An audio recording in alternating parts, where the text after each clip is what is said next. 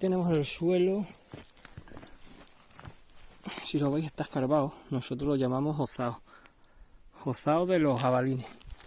Los jabalines cuando pasan por aquí, como estamos entre encinas y alcornoques, que tienen bellotas, lo que hacen es meten los morros, lo que es los colmillos, los meten aquí debajo y rascan la tierra buscando las bellotas y las cosas que están enterradas en el suelo.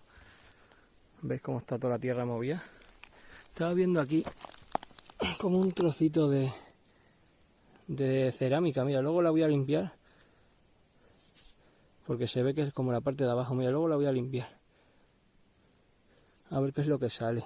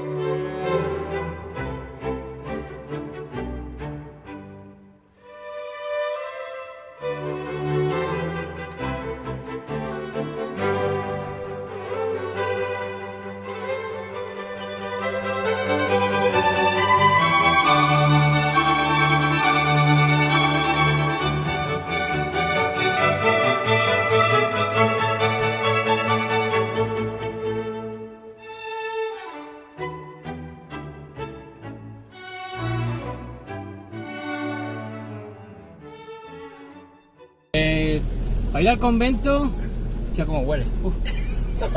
Perdona, para ir al convento, ¿por dónde? Oye, ¿al convento? ¿Por ahí? Es que ni me mira, tío. Hostia, cómo huele, tú. Oh, madre mía, chaval. Oh, chaval.